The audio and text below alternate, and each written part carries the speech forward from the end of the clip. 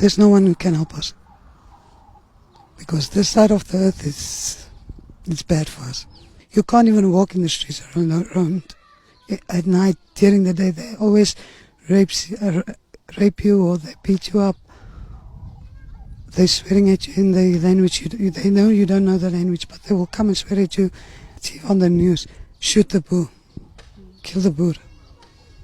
We are like just living also. We are like human beings, just like them. Just the color and the language is different. But why are they against us? Even black kids were beating my kids up, my 5-year-old. Told them this is not for you anymore. South Africa, it's for ours. Our people, we don't have a life anymore. They will make sure about it. Have you tried to look into leaving South Africa? If I can get a chance, I will go. If I can get a better life that side of the seas, I will go. Me and my 2 kids, I need a life to make for them. Regarding all these farmers that are now crying about possibly losing their farms because they voted for Trump, this is why you absolutely should not feel bad for any of these farmers that voted for Trump. Now, the ones that didn't vote, yes, feel sorry for them, go support them, do whatever you need to do. But the ones that voted for Trump, do not feel sorry for them, and let me tell you why. I am a builder, and I've been building shit in Oklahoma City going on like 20 years now, and farmers are not stupid. If you have the ability to manage a farm and understand the weather, the climate, your machinery, the chemistry that goes into your crops, you are not a stupid person. You're just not. And especially when you come from generational farming, you have the ability to look ahead and predict what you need to survive. And so when you have 2 candidates where you have Kamala Harris on one side giving you a whole fucking list of shit that she's going to do for you and make your life better, and then you have Trump on the other side who can't even come out with a normal sounding sentence, and you still vote for that guy, and you are a farmer, you are either racist or sexist or both.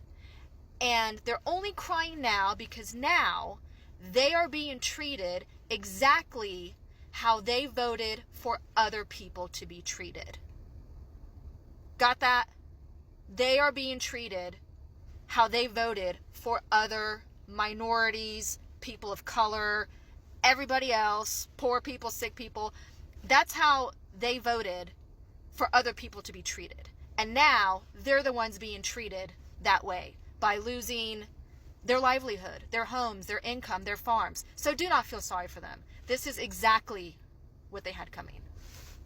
Quick follow-up as to why exactly would Trump be doing this to farmers anyways, and I'm guessing 99% chance it's because he wants to bankrupt farms so his corporate buddies can come in and do a land grab. Basically what you have been seeing the last few years, major companies buying up a bunch of rental houses and jacking up the price of rents, and it's all going to corporations. It's probably something similar to let these farms go to foreclosure and his corporate buddies be able to come in, swoop them up, and now you've got bigger companies involved in more of our day-to-day food. So it's that time of the year again where white replacement and white genocide conspiracy theorists get together and talk about the white farm murders in South Africa. What are the white farm murders in South Africa? I'm so glad you asked. So in South Africa, there is this ongoing debate about white farm murders, because despite the fact that farmers of all color are being murdered and robbed on their farms because we live in a country with an incredibly high rate of violent crimes, white farmers seem to be the focus of attention. Why is that? It's suggested that white farmers in South Africa are being targeted with acts of violence as part of a political movement. Whether that happens anecdotally from individuals, I couldn't say. But as far as a collective movement or general occurrence, that is certainly not what is happening, despite what is being suggested by right-wing media. What is the case is that despite the fact white people only make up a measly 8% of the population in South Africa, white people also own proportionately more commercial agricultural properties than indigenous black people in South Africa. And I say proportionately because I'm not suggesting that white people own more commercial agricultural property than black people in general. I am saying that in relation to our population percentage, we do. So here are the facts. The fact is that both white and black South African farmers experience violent crimes as a result of the socioeconomic and generational wealth discrepancies experienced by many South African citizens. Another fact, farms are often remote, which inhibits expedient police responses. They're filled with expensive equipment, and they are worked on by so many people who often get a very good layout of the environment and which access points are easier than others. I have always said that farm murders in this country are a very serious problem and that farmers should be better taken care of by our government. But what I find incredibly sad is how quickly this issue has been co-opted by right-wing conspiracy theorists and American conservatives who just cannot mind their own fucking business. And I've seen so many videos of white Americans talking about how they've paid for white refugees from South Africa to save them from the farm murders, and then later finding out that those people have taken them for a ride. Like free vacation, free immigration, like you guys are being played so hard and honestly deserved. You don't have to take my word on the fact that there is no white genocide in South Africa. I'm not going to pull there's no war in Ba Sing Se on you guys. You just need to do the math. It's so simple. White people in this country, we make up 8% of the population. Our government is primarily indigenous black South Africans. Our population is primarily black indigenous South Africans. If any of those demographics wanted us gone, we would be gone overnight. Friend, you wouldn't even hear it. It would just be one night, we're all gone. You know what I'm saying? Like, it's just not happening. I don't know why this myth has become so tenacious in right-wing media. For all the focus right-wing media has at the moment, it always comes back to South Africa. Like, we don't want you guys. You know what I mean?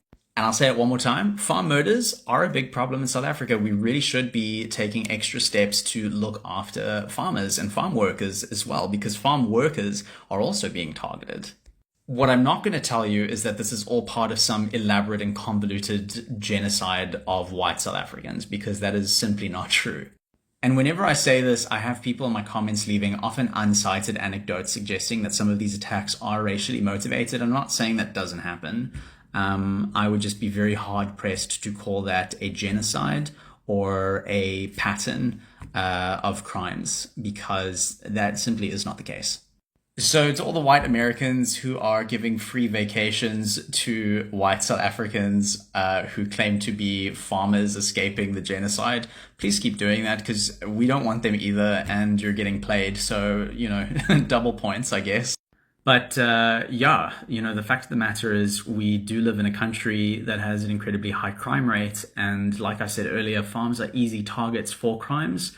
And we should be looking after our farmers and concerned for their safety. But we should, instead of focusing on white farmers, realize that all farmers in South Africa are targets of violent crimes. And the fact that we have proportionately so many more white farmers in South Africa than black farmers is also a point of concern that actually does not lend itself well to this idea that there is a white genocide so much as it does to the concept of racial inequity in South African commercial agriculture. So, I hope that answers your question. Hi, my name is Jason Bartlett and I'm a white South African. I currently live in the United States, and I came here illegally in 2019 and I pleaded for asylum. Now you ask yourself, why on earth would a white South African plead for asylum? Well, I'll give you a few reasons. South Africa is the rape capital of the world. It is one of the most crime-ridden countries in the world. It is the current government systematically goes out and murders the white farmers. The very people that feed them are being tortured and brutally slaughtered on a daily basis. The rape capital of the world, the infant rape capital of the world. Now, you go onto social media and you, of course, just like America, we've got screaming liberals that have got a woke mind virus. And they will tell you that everything's honky-dory in South Africa. But they don't tell you that those are the multimillionaires who live in estates behind 10-foot fences that are electrified and paid security guards to monitor those areas for 24 hours. Just other side those fences, People can't stop at a stop sign after 7 o'clock at night. People can't go for a walk at 7 o'clock at night. Maybe a couple of men can go. But you know what? How about the women? They can't go anywhere when the sun sets. You can consider them raped, you can consider them abused, and you can consider them kidnapped. What happens in South Africa is pure evil. Now, I came to America, I came here legally, and I came and I established myself, and as a true South African, like Joe Rogan says, America needs more people that are not losers. And I'm not a loser. I came over here with a few $100s and a suitcase, and I've developed a career for myself. I'm now a superintendent of a golf course. I pay a lot of tax. I support the government. I support the American flag, and I support the American people. I also became a qualified pilot. I am in charge of a farmer's market, as well as I now run a 150-acre farm of my own, where I raise cattle and sheep, all grass-fed and all for the American people, because that's in my blood. That's what I do. And what the most detrimental part to my soul is the fact that people can stand up and say everything's okay in South Africa. Because that is my reality. I came here because I've been through some traumatic experiences, including myself and my wife. We've lost family members. We've lost people that we love. And the day-to-day basis of crime and atrocities that are happening in South Africa is something that we don't want to live with. We wanted to come to America, live the American dream, and by the grace of God, we have achieved that. And we're getting stronger and better. However, since 1652, white people have been in South Africa. They've bought their land and they've acquired their land legally. And now, Cyril Ramaphosa, which is our pagan ANC leader, has signed into law expropriation of land without compensation. So if you're white, they can come up to you and tell you, hey, we want that land and we're going to take it and we're going to pillage it and we're going to rape the earth and we're not going to create food for anybody and you can't say anything about it. Zimbabwe 2.0. How did that work out? So this over here is just a video for you to understand that those white South Africans and white South African farmers are entitled to their land. They're entitled to what they have. They do not have to leave that country. They do not have to be forced to leave that country. So the wonderful country of the United States is always willing to help. They're always willing to help, always signing checks to places like Ukraine, places like Gaza, everything like that. The people that hate America get so much support. How about you take a look at a petition that my friend Willem Petzer and Tivia Wessels have put together, and they're going to go to the embassy this month and they're going to hand it over, and you're going to see the hundreds of thousands of white farmers that support Donald Trump. We're not asking for handouts, but we are asking for intervention so people can rightfully keep their property, because no one's going to invest in a country that has expropriation without compensation. Nobody in their right minds would do that. So this is a message to Donald Trump. President Donald Trump, Elon Musk, people like Joe Rogan need to share this far and wide, because you know why? That is illegal what they've done. It is unethical and it is incorrect. So how about we help the good people for a change?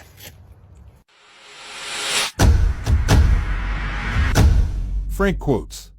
Has anyone gotten on like the farmers TikTok where they're talking about the South African farmers being brought over? So I turned 43 in a couple weeks, and in my lifetime, I remember the fall of apartheid. I remember when it ended, and I remember there was the Truth and Reconciliation, I think it was committee or conference. Anyway, they televised it, and that's where people came and they testified to atrocities, and there were people who were also held accountable and had to apologize, right? If I remember correctly, there was also like court hearings as well. But these farmers that are talking about the refugee white African farmers coming to the United States aren't looking at it from the bigger picture. Like, number one, I don't think they're aware of what apartheid is. I don't think they're aware of like how brutal it was and how a lot of these particular white people want that brutality back. They want a segregation of races. That's why they're asking to come here. So I first saw this with Skylar, the farmer in Missouri who was worried about losing his farm due to a cancellation of the contracts that were made under the Biden administration, and how they're not being honored under the Trump administration. So he was really worried about that situation for himself, as one would be, right? So I have nothing but sympathy in that situation. But now that things seem to be a little more resolved, he's still not looking at the bigger picture, because he's talking about the South African farmers coming here and how awesome it is. He doesn't look old enough to me. I don't know how old he is, but he doesn't look old enough to remember the fall of apartheid. And honestly, I don't think most Americans do. My dad had a lot of connections to the international news desk at CNN way back then, and his best friend was a producer. So I think that's why it was something that we saw a lot of in our house. But yeah, these farmers are excited that there's going to be white refugees coming in here to like take sanctuary and help out on farms. I don't think they know that these farmers, for the most part, aren't actually farmers, and that they used slave labor. Like, they mistreated people. It's kind of like Elon Musk's family. People don't seem to understand that emerald mine was exploited labor. You know, it was stolen resources, and it was exploited labor. And that's exactly what these farmers, and they're not all farmers, by the way. A lot of them are just inner city people, Afrikaners. And there's a difference there too. Anyway, the gist of it is, they think, it seems, that they're going to have help on their farms by bringing these people over. So I think I don't want to say it for sure, but it feels like they're thinking they're going to get an exchange from undocumented labor from people of color to white legal labor that might be subsidized by the government, because under refugee status, there are some benefits that get extended. So I'm starting to wonder here. I'm starting to wonder if they know what the deal is and how detrimental this is to everybody. You know, I think that we could talk all day long to a lot of these people about the problem with race relations in South Africa, and they may not actually understand it. But I do think that if we spoke to them about possibly this labor situation and their farms, it's a system to take their farms, not to give it to South Africans, but to give it to corporations. So bringing in this labor is not actually going to save them in the long run. It's just a new segue to corporate purchase of their private farms. I have several clients from South Africa who have moved here for various reasons. Even my chiropractor is from South Africa, from Johannesburg. People don't know here that Dutch people, for the most part, it was the Dutch who came into South Africa and brutally took over. Like, they wiped out the people who actually lived there and forced them into subservience and stole the land. And then they made the people who were African work on these farms. They made the Africans build the cities, and then they pushed all of the people who built the cities into ghettos like Soweto. There's also the science experiments, the medical experiments that took place. They were very Tuskegee style, okay? It's very, very sad. They did it with AIDS. For example, they did experiments on pregnant women, causing pregnancy losses that were pretty devastating. And I mean, a lot of other things. They even experimented on children. The brutality of the police to this day is still very infamous. I've heard the spin from both sides, from my clients, from both sides. I tend to believe that there is no need to be a refugee from South Africa as a white person, because they still have the upper hand. And although locals are fighting back because they've been losing more and more rights recently. There's even whole cities that don't allow Africans in there. Like, black Africans. They allow white Africans only. And we can't have that here. And that is what's coming. We think Elon Musk is bad, and they all say, oh, that was a Roman salute. He grew up in apartheid. He supports apartheid. He thrived in apartheid. It stands to reason that Elon Musk would want apartheid here, as does the GOP. If you've made it this far, support some South African artists, if you will. Obviously, Trevor Noah is our beloved South African here in the United States. But if you like hip hop music or really good rap, there's an excellent rapper from South Africa named Youngsta CPT. I love his music. I listen to it regularly. Do not support Die Antwoord. They're bad. They're Afrikaners. We don't like them.